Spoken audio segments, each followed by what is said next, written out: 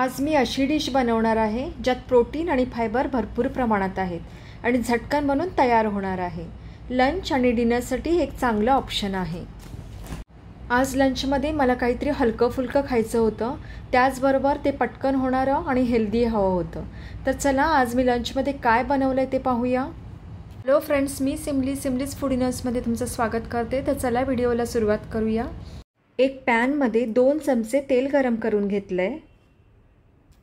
त्यात 1 इंच दालचिनीचा तुकडा, 2-3 लवंगा, 2 वेलची आणि 1 छोटा चमचा जिरा घालून घेतला आहे। आता त्याला चांगलं मी परतून घेतलं आहे। आता यात मी 5-6 लसणीच्या पाकळ्या बारीक चिरून घातल्या आहेत, त्यालाही मी चांगलं परतून घेतलं आहे। आता हे परतून झाल्यावर त्यात एक बारीक चिरलेला कांदा घालून घेते आणि त्याला गुलाबी होईपर्यंत चांगलं परतून घेते। आता कांदा चांगला परतून झालेला आहे।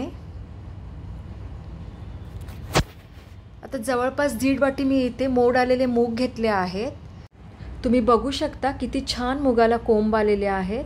हे 4 दिवस मी कोंब येण्यासाठी ठेवले होते। आता हे मूग आपण ह्या फोडणीत घालून घेऊयात। मी इथे काही शेवग्याची पानं घेतलेली आहेत। ही डिश आणखी हेल्दी व्हावी म्हणून मी शेवग्याच्या पानांचा उपयोग केला आहे।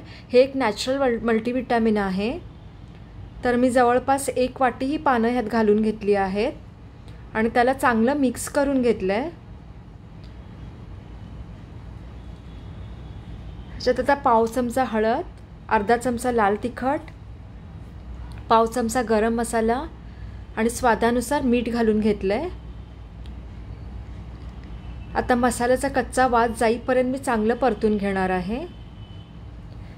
आता जवळपास 1 मिनिट मी परतून घेतलं आहे आणि याच्यावर थोडंसं पाणी शिंपडून घेतलं आहे। याला आता चांगलं मिक्स करून घेते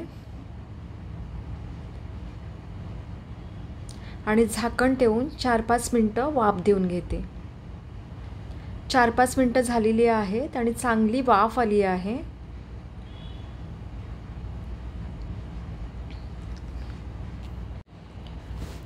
आता जवळपास 1 वाटी शिजलेला भात मी यात घालून घेते।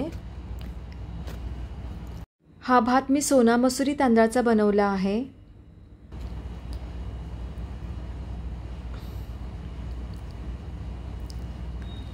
आता ह्यात थोडी कोथिंबीर घालून हे चांगलं मिक्स करून घेते। आता गॅस बंद करते आणि अर्धा लिंबाचा रस घालून चांगलं मिक्स करून घेते। पुलाव, मसाले ताक आणि भरपूर सॅलड हे माझं लंच होतं। तुम्हीही एकदा हा पुलाव करून पहा, तुम्हालाही आवडेल। हा व्हिडिओ तुम्हाला आवडला असेल तर प्लीज या व्हिडिओला लाईक करा, शेअर करा आणि सबस्क्राईब करा। अशाच हेल्दी रेसिपी पाहण्यासाठी पाहत रहा सिम्लीज फूड युनिवर्स। पूर्ण व्हिडिओ पाहिल्याबद्दल धन्यवाद।